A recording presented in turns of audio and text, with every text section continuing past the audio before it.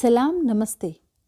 इस साल तो ऐसा लग रहा था जैसे ठंड आएगी ही नहीं, पर आज जब नहाकर निकली तो धूप की अचानक याद आई।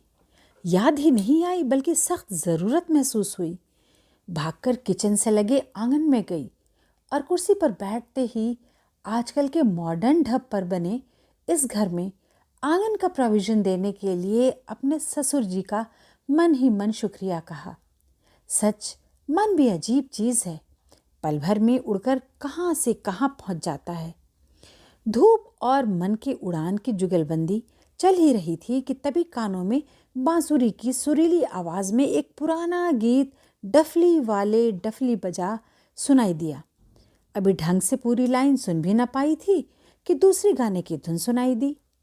समझ में आ गया कि गली में खिलौने बेचने वाला आया है, पर ये इतनी अच्छी तरह धुनों को बजा कैसे रहा है। हम जो बांसुरी खरीदते हैं वो तो बिल्कुल बेसुरी बजती है। ज़रूर इसकी बांसुरी अलग सी होगी। शक की मन अपनी सोच के साथ पूरी गति से भागा जा रहा था। तभी तीसरी धुन पर मैं खुद को रोक न पाई। गली में झांकने लगी। देखा तो एक नौजवान लड़का एक बड़े से डंडे में खिलौनों का अंबार बांधे था। बैलून, पिस्तौल, गुड़िया, घोड़े, प्लास्टिक का क्रिकेट बैट और न जाने क्या क्या। ग्राहकों को लुभाने के लिए वो एक से एक धुन बजा रहा था, पर उसने वक्त ही गलत चुना था। अभी तो ज़्यादातर बच्चे स्कूल में थे और वैसे भी हमारी गली में अब लगभग सारे बच्चे जवान हो चुके हैं। वह दूसरी गली की तरफ मुड़ने ही वाला था कि पता नहीं क्यों मैंने उसे पुकार लिया। ओ भैया, रुको ज़रा, ये बांसुरी कितने की दी है? क्या सब में ऐसा सुर निकलेगा? उसने मेरे सवालों का कुछ तो जवाब दिया जो दूरी और गली में जाती हुई बाइक की आवाज़ की वजह से मैं सुन नहीं पाई। अच्छा रुको, मैं आती हूँ, ये कहकर मैं बाहर के दरवाजे की तरफ बढ़ गई। सोचने लगी आखिर मैंने उसे क्यों रोक लिया। लेना तो मुझे कुछ है नहीं। अपने इस सवाल का जवाब मिलने से पहले ही मैं उसके सामने खड़ी थी। एक अच्छा खासा लड़का जो देखने में कहीं से फेरी वाला नहीं लग रहा था, अपने हाथों में बांसुरी लिए मेरी तरफ देख रहा था। सुनो, तुम्हारी बांसुरी क्या कोई स्पेशल बांसुरी है? इसमें धुन तो बहुत अच्छी निकलती है। नहीं मैम जी, ये सब एक जैसी है। फिर हमसे काहे नहीं बचती जी?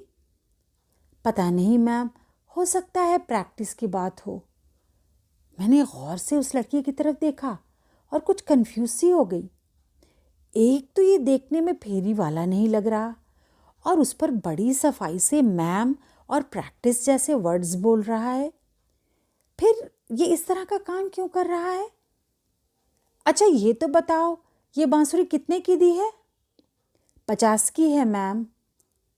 ये तो बहुत महंगी बता रहे हो, मेले में तो इससे कम में मिली थी।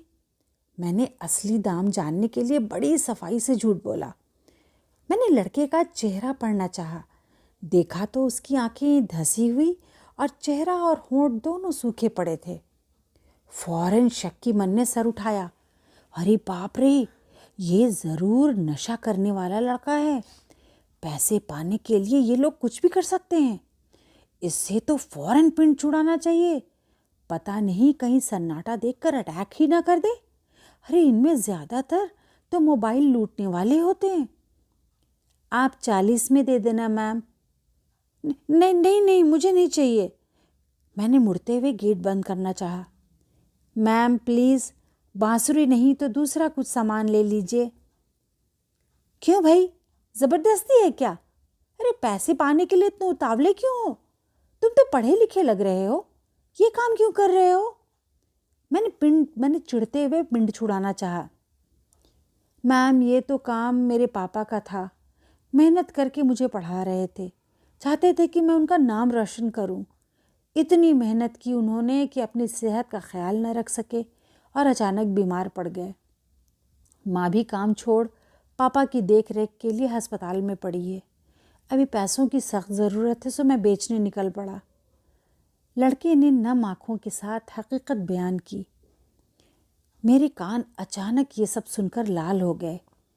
वैसे तो वो ये सब बातें झूठ भी कह सकता था, पर सच्चाई चेहरे पर झलक ही जाती है। मुझे अपनी शख्सियत बड़ी छोटी सी लगने लगी।